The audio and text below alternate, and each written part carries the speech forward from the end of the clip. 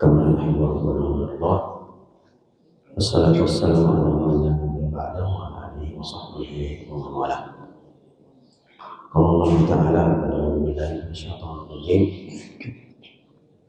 يا أيها الذين آمنوا اتقوا الله حق تقاته ولا تموتن إلا وأنتم مسلمون. اللهم صل على محمد وعلى آله وصحبه وسلم. اللهم علمنا بما ينفعنا وانفعنا بما علمتنا وزدنا علما وارزقنا فهما. Assalamualaikum warahmatullahi wabarakatuh. Alhamdulillah, Bapak Ibu sekalian, kita memuji Allah Subhanahu wa taala. Hari ini kita berada dalam keadaan baik, dalam keadaan sehat. Setelah itu tentu kita tidak lupa kita bersalawat kepada Nabi kita, mantan kita, Nabi besar Muhammad Sallallahu Alaihi Wasallam. Bapak Ibu jamaah sekalian, kita bahas dua ayat di surah Al-Fajr, surah yang dibacakan oleh imam kita subuh ini, dan insyaallah berkenaan dengan Dzulhijjah dan Idul Adha secara khusus. Allah Subhanahu wa taala berfirman, Bismillahirrahmanirrahim, wal fajr wa layalin ashar. Wal fajr, demi waktu fajar, wa layalin ashar, dan malam-malam yang 10. Ulama kita menjelaskan makna al-fajr. Yang pertama, bahwa al-fajr yang dimaksud adalah waktu fajar atau waktu subuh. Itu memberikan keterangan kepada kita urgensi waktu fajar, di mana Allah menggunakan kalimat sumpah demi waktu fajar. Dalam penjelasan ulama kita, Bapak Ibu jamaah sekalian, fajar itu ada dua. Yang pertama fajar gatib. Fajar gatib itu dia kalau di masjid, kalau di sini Pak subuh jam 2 kali adzan atau satu ya, rata-rata satu. Kalau di Masjidil Haram di Saudi 2. Nah, adzan pertamanya itu di waktu fajar, tapi fajarnya fajar gatib. Kira-kira 40 menit, 30 sampai 40 menit itu fajar gatib, untuk membangunkan orang yang mau sholat tahajud atau bersahur. Itu kalau Bapak bisa lihat, nanti dia seperti ekor serigala di fajar, cahaya naik, dia naik ke atas. Itu seperti ekor serigala, itulah fajar gatib. Sedangkan fajar shadiq yang dimaksud waktu sholat subuh, itu cahayanya melebar. Nah, makin lama makin nanti merah, pelan-pelan dia jadi bercahaya putih. Nah, itulah waktu fajar, fajar shadiq atau waktu subuh, sholat subuh. Yang kedua, ayat ini pula memberikan keterangan kepada kita bahwa sholat subuh itu adalah sholat yang paling mulia, terutama jika dia terjadi di hari Jumat. Allah Subhanahu wa taala berfirman dalam surah Al-Isra tentang sholat subuh dan kemuliaannya, wa Qur'anal fajr, dan Quran fajar. Maksudnya sangat disunahkan sholat subuh itu bacaannya panjang, seperti orang yang sementara membaca Al-Quran. Kemudian dalam hadis tentang Jumat subuh, Rasulullah SAW bersabda, Inna afdalas salati indallahi salatus subhi yaumal jum'ah. Sesungguhnya sholat subuh yang paling dicintai oleh Allah adalah sholat subuh di hari Jumat. Nah, yang telah kita laksanakan hari ini, pahalanya sangat besar di sisi Allah Subhanahu wa Ta'ala. Lanjutan ayatnya, walayalin asyar, dan 10 malam-malam berikutnya. Ulama berbeda pendapat apa yang dimaksud 10 malam berikutnya. Apakah dia 10 malam bulan Ramadan atau malam yang lain? Ternyata malam yang lain yang dimaksud adalah malam Dzulhijjah. Maka wal fajr, demi waktu fajar, dan 10 hari berikutnya, maksudnya adalah 10 hari Dzulhijjah, yang memberikan keterangan kepada kita bahwa 10 hari Dzulhijjah 1 sampai 10 inilah hari-hari yang mulia untuk diisi dengan amalan soleh. Jadi ulama yang mengatakan dia Ramadan ternyata lebih kuat kalau dia 10 hari Dzulhijjah, karena dimulai dari kalimat al-fajr, waktu fajar. Pendapat ulama tersebut dikuatkan oleh hadis-hadis Nabi yang nanti jadi pembahasan kita 12 menit ke depan. Rasulullah SAW bersabda, "Ma min ayyamin al-amalu shalih fihinna ahabbu ila Allah min hadhihi al-ashr," ayatul hijjah.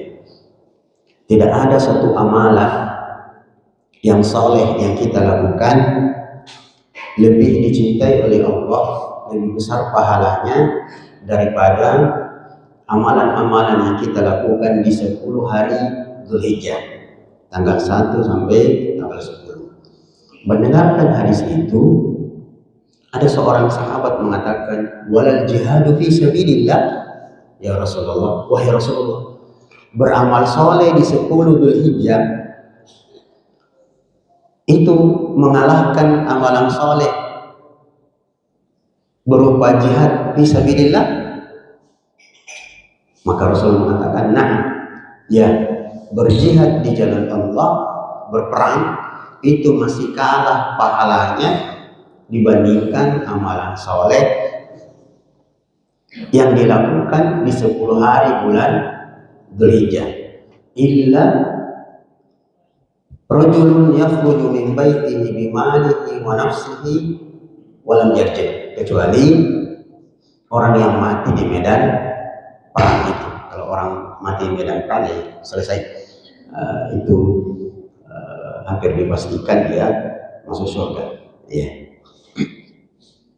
Artinya kalau begitu Bapak Ibu jemaah sekalian, 1 sampai 10 Dzulhijjah ini adalah kesempatan besar untuk kita mengisinya dengan amalan saleh, dan itu kemuliaan yang Allah sampaikan di surah, kira-kira di surah Al-Hajj ini ya, atau surah apa? Allah mengatakan, "Wa rabbuka yakhluqu ma yasha'u wa yakhtar." Dialah Allah yang menciptakan apa saja yang dikehendakinya dan dia memilih. Artinya memilihkan untuk kita momen-momen tertentu, waktu-waktu tertentu, zaman-zaman tertentu untuk kita mengamalkan amalan soleh yang sederhana tapi pahalanya sangat besar. Nah, berikutnya, kalau begitu amalan soleh apa saja yang sangat dianjurkan untuk dijaga dan dilaksanakan di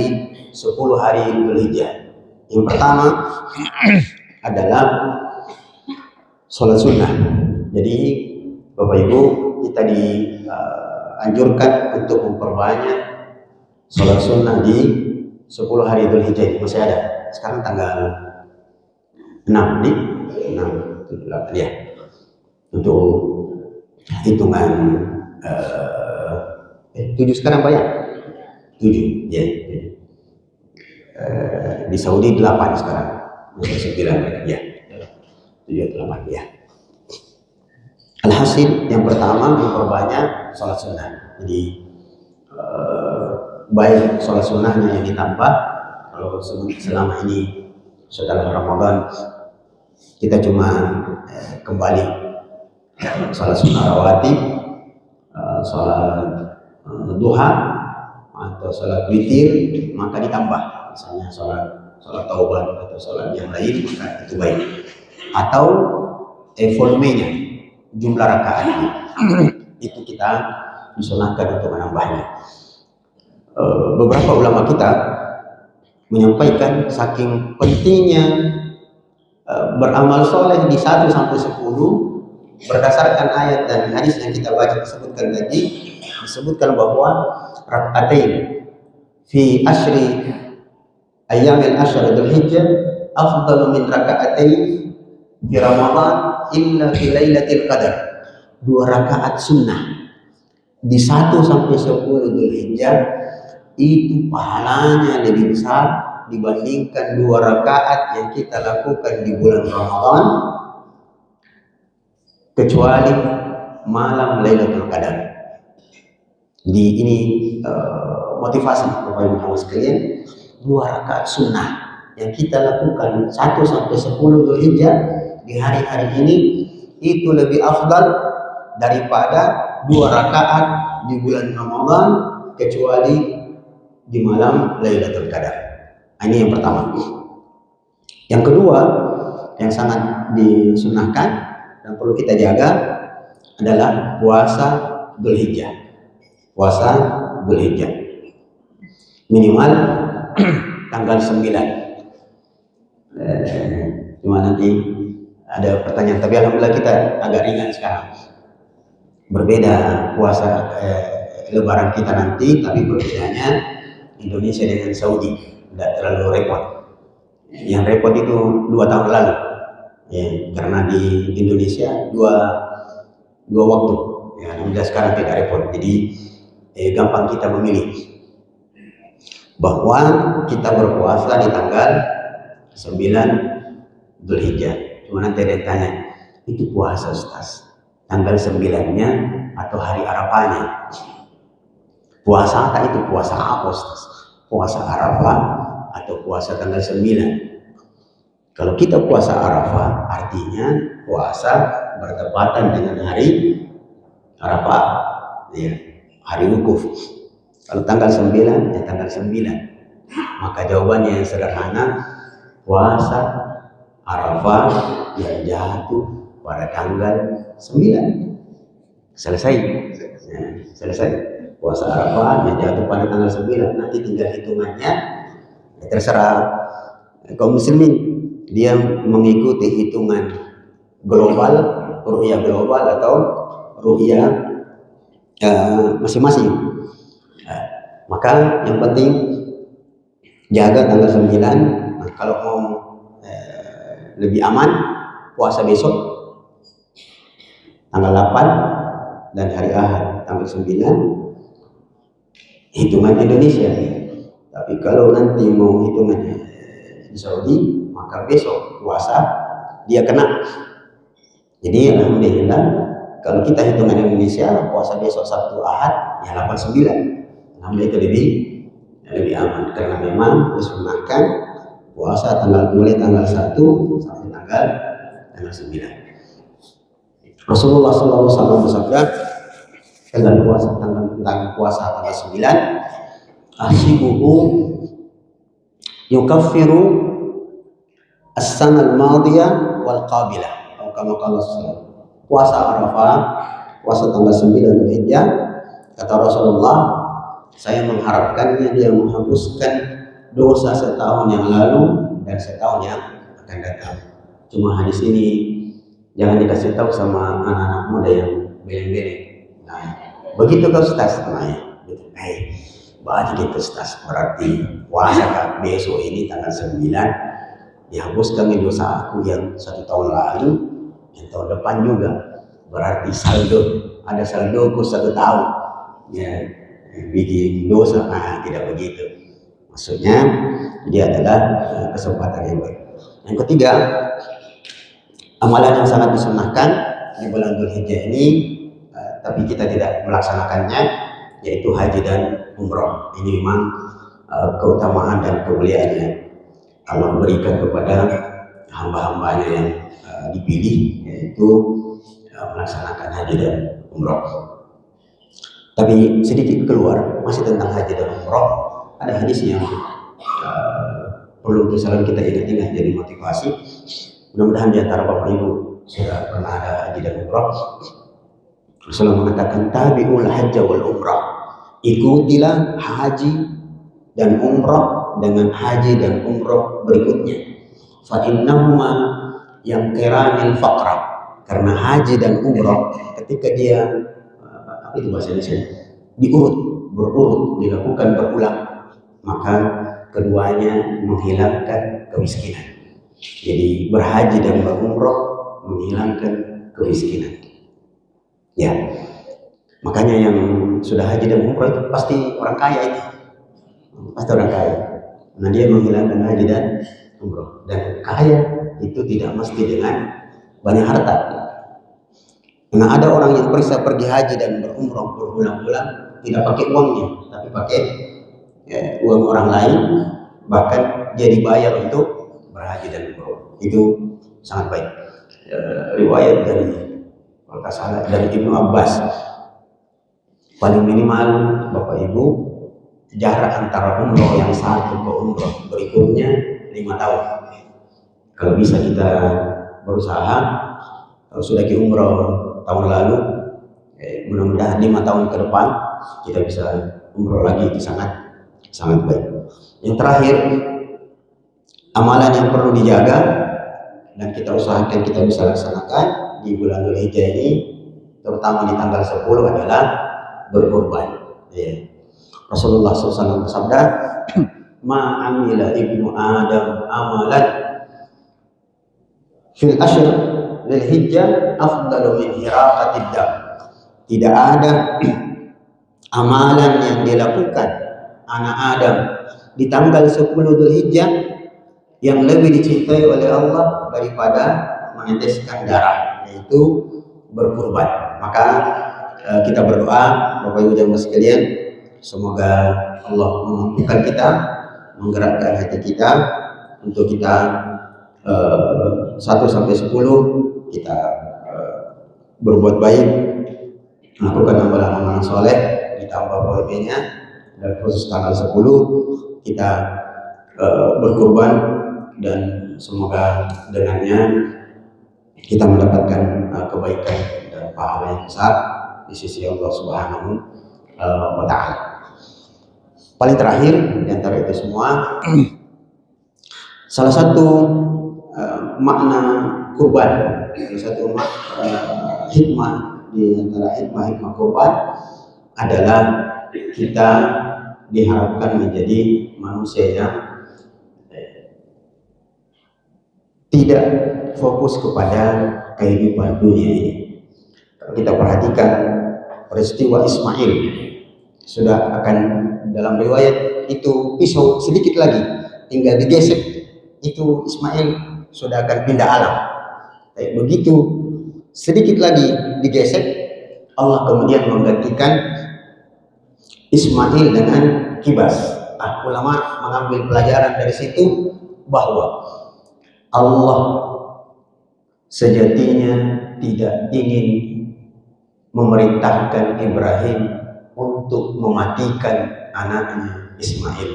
Allah hanya ingin supaya Ibrahim mematikan sifat kepemilikan mutlaknya kepada Allah. Untuk kita, jadilah seperti Ibrahim berhadapan dengan dunia ini dan menjadikan dunia ini seperti Ismail.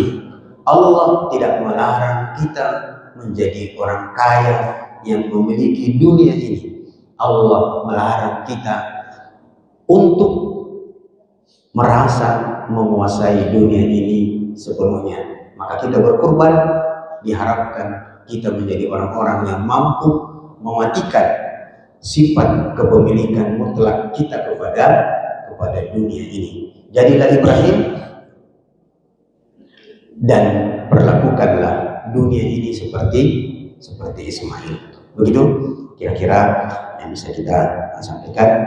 Sisanya kita diskusi kalau ada hal-hal yang perlu kita diskusikan. Terima kasih. Assalamualaikum warahmatullahi wabarakatuh. Ya, Pak.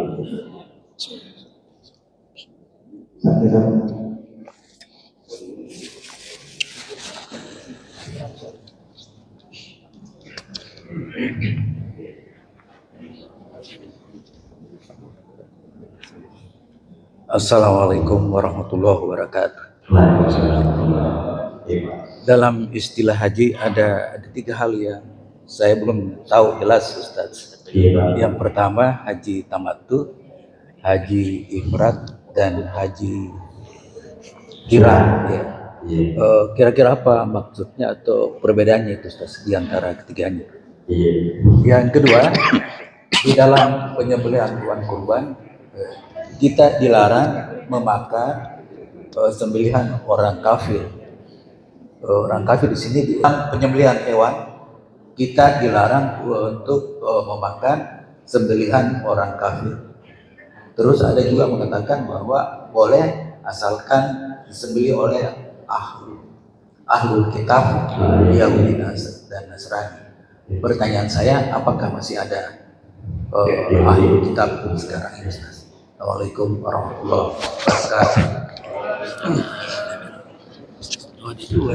Haji tamattu adalah haji yang dilakukan dengan menggabungkan antara haji dan umrah.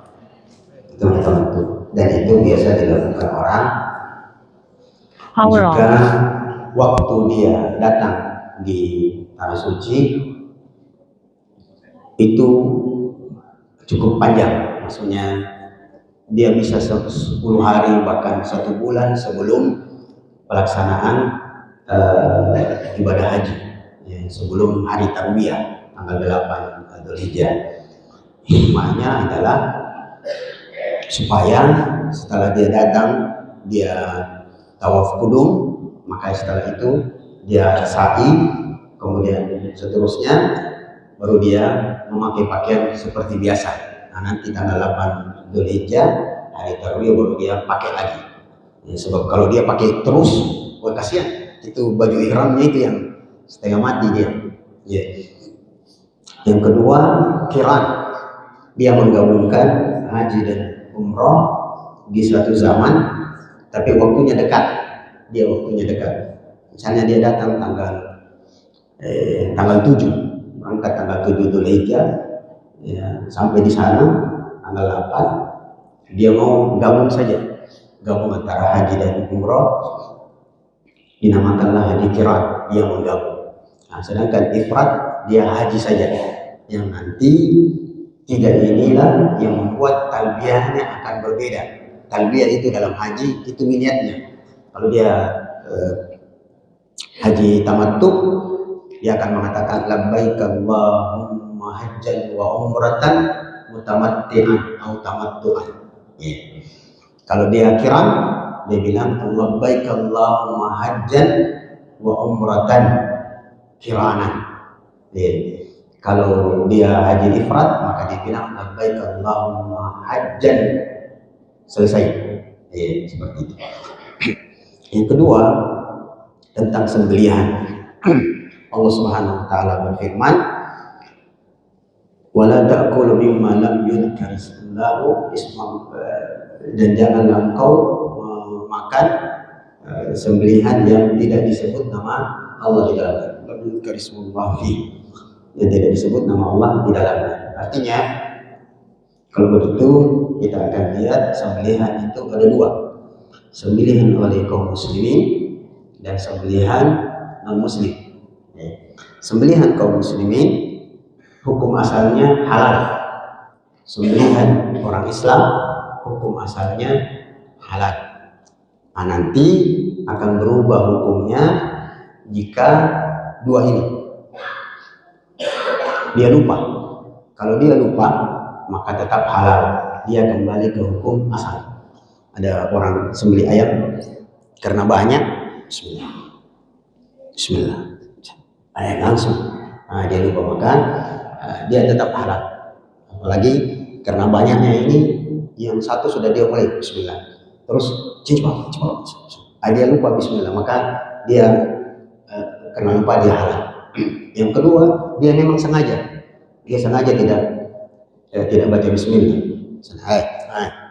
dan memang kebiasaannya, maka itu menjadi haram. Tapi tidak usah khawatir, hukum asal kaum muslimin pasti dia baca bismillah. Ini juga untuk membantah beberapa kelompok masyarakat yang istilahnya terlalu ekstrim, sampai-sampai dia tidak mau beli ayam di pasar, dia cuma mau beli yang masih hidup, baru dia sembelih sendiri. Kadang-kadang dia bilang, itu berapa satu ekor? 50 Pak. Sini, saya mau yang masih hidup Kak, saya sembelih sendiri. Biasa itu tersinggung itu penjual ayam. Nah, apa nih? Islam tuh jadi kata dibaca gitu bismillah ya. Jadi hukum asalnya dia kaum muslimin halal. Yang kedua, sembelihan orang non muslim. Umumnya selain ahlul kitab pasti haram. Selain Yahudi dan Nasrani itu musyrik. Hindu, Buddha dan seterusnya, sembelihannya 100% haram, tidak boleh dimakan. Nah, sekarang tentang ahlul kitab, Yahudi dan Nasrani. Pertanyaannya langsung, apakah ahlul kitab itu masih ada? Jawabannya masih ada, dan sampai hari kiamat. Sekalipun saya pernah ketemu orang, dia bilang ahlul kitab itu Ustaz sudah tidak ada, yang ada cuma Yahudi dan Nasrani. Ahlul kitab tidak ada. Alasannya karena kitabnya sudah berubah-ubah, sudah banyak sekali distorsi di dalam dan perubahan. Kalau begitu, ya tidak ada ahlul kitab, tidak ada lagi ahlul kitab. Saya bilang itu bermasalah. Nanti Anda akan sengaja merubah hukum dalam Al-Quran, bukan cuma dalam sembelihan, juga nanti dalam perkawinan, pernikahan. Tapi kita kembali. Jawabannya ahlul kitab masih ada. Kalau cuma alasannya kitab mereka sudah berubah-ubah, sejak turun ayat Al-Quran kepada Nabi Muhammad SAW tentang ahlul kitab, sebelum itu kitab-kitab mereka sudah diubah-ubah, dan itu akan berlaku sampai hari kiamat, karena Quran berlaku sampai hari kiamat. Masih ada Pak, masih mereka tetap disebut sebagai ahlul kitab. Makanya Muslim boleh menikah dengan Yahudi atau Nasrani yang perempuannya. Kalau laki-lakinya Muslim, perempuannya Yahudi atau Nasrani. Nah, cuma sebaiknya jangan, karena masih banyak yang muslimah yang lebih baik. Begitu Pak. Alhamdulillah. Iya Pak. Bismillahirrahmanirrahim. Assalamualaikum warahmatullahi wabarakatuh. Waalaikumsalam. Saya mau bertanya Pak Ustaz. Karena besok puasa Arafah atau puasa, ya. Niatnya apa untuk besok? Seperti apa niatnya? Kemudian hari Minggu itu kalau saya puasa lagi, niatnya seperti apa? Untuk mengantisipasi ya Ustaz ya. Itu yang pertama. Yang kedua tentang waktu. Yang saya pahami waktu kalau misalnya di Arab sana, di Indonesia, itu ada perbedaan 5 jam kurang lebih ya. Nah, kenapa kemudian yang di luar waktunya di Arafah wukuf dibanding kita di Indonesia? Nah, ini yang mungkin yang perlu sedikit penjelasan tentang waktu. Kemudian yang ketiga, kira-kira bagaimana ya hukumnya ke kita bagi yang misalnya kita makan sesuatu pemberian, entah itu di kantor, entah di mana, yang di dalamnya ada semacam kayak daging ayam gitu ya, yang terbersih di pikiran kita, kira-kira baca basmalah nggak orangnya ini waktu saat dia memotong? Kemudian asal usulnya Yamin seperti apa? Nah ini mungkin yang ketika muncul keraguan seperti itu, apa yang kita harus lakukan? Terima kasih Pak. Assalamualaikum warahmatullahi wabarakatuh. Bismillah. Yang pertama tentang puasa. Bluetooth mode. Puasa besok atau hari Ahad atau besok hari Ahad. Kita kembali ke hukum asalnya. Puasanya, hukum asalnya disunahkan mulai tanggal 1 sampai tanggal 9. Berarti niatnya adalah puasa bulan puasa Dzulhijjah. Nah, nanti tanggal 9 menjadi niatnya kalau dikhususkan menjadi puasa. Sekarang Bapak terkendala besok dan Ahad, sedangkan di Saudi Ahad sudah Lebaran. Maka Bapak harus pastikan Bapak pakai hitungan di sini atau di sana. Ya, kalau pakai hitungan di sini maka puasa besok itu puasa Dzulhijjah. Ya. Kalau hari Ahadnya berarti nanti puasa Arafahnya. Yang ada masalah. Jadi pastikan saja dulu saya pakai hitungan di sini atau pakai hitungan di sana. Tentang perbedaan waktu itu nanti yang lebih bisa menjelaskan secara detail, secara rinci ahli astronomi dan orang-orang al-falak. Tetapi saya mau bawa ke keadaan lain yang biasa diperselisihkan orang. Nanti hubungannya dengan perbedaan. Tapi andaikan atau ini Pak, Ramadan yang hitungannya berbeda. Nah apa ya kita balik situ tuh itu. Waktu hitungan berbeda, ada yang puasanya duluan, ada yang puasanya 1 hari setelahnya. Nanti orang berbincang-bincang yang sampai pada perdebatan. Yang mana malam Lailatul Qadar sekarang? Malam ganjil yang mana sekarang? Kalau saya bilang malam ganjil sekarang, yang puasanya besok, dia bilang, masih genap, besok baru ganjil. Kalau begitu, pertanyaannya, ganjilnya siapa yang diikuti? Ganjilnya siapa yang diikuti? Jawabannya singkat. Ganjilnya Allah Subhanahu wa Ta'ala. Bukan ganjilnya hitungan pemerintah atau hitungan ormas. Bukan. Dia tetap kepada Allah. Jadi sholat saja, ya, usahakan sholat, menjaganya di malam-malam ganjil itu. Dia mau kena ganjilnya ormas atau ganjilnya pemerintah, dia pasti kena sama-sama. Alasannya di mana? Dalilnya di mana? Begini Pak. Dalam ayat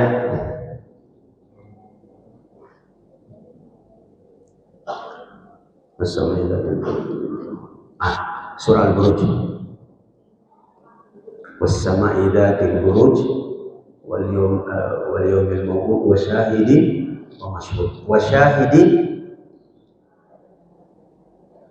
itu artinya hari Jumat, mashhud hari kiamat. Dalam hadis hari kiamat terjadi di hari Jumat. Bisa ikuti saya Pak? Rasulullah jelas mengatakan hari kiamat itu terjadi di hari Jumat. Sekarang kita bikinkan pertanyaan ini dengan tentang Ramadan tadi, nanti kena ke tanya Bapak. Hari kiamat terjadi hari Jumat. Hari Jumatnya siapa? Hari Jumatnya siapa? Hari Jumatnya Indonesia atau hari Jumatnya Amerika? Kalau Jumatnya Indonesia, Amerika lolos.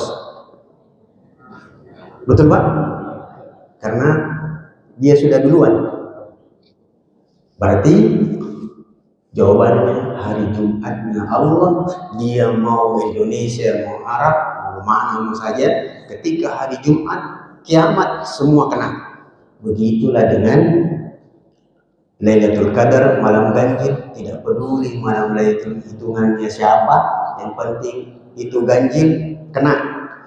Begitulah juga dengan hari Arafah, tetap kena, pasti tetap kena, yaitu hari Arafahnya tanggal 9 di Saudi atau tanggal 9 di sini. Jadi puasa saja Pak, ikuti hitungan mana, pastikan kehitungan di sini atau hitungan di sana. Saya kira itu. Kemudian ada yang ketiga, apa itu? Oh, itu tadi Pak, seperti pertanyaan Bapak. Hukum asalnya makanan kaum muslimin itu halal. Jangan mempersulit diri dengan mengatakan ini gas yang tidak baca bismillah potong. Jangan, itu mempersulit diri. Itu mempersulit diri. Jadi kaum muslimin kita diajari oleh Nabi jangan mempersulit diri.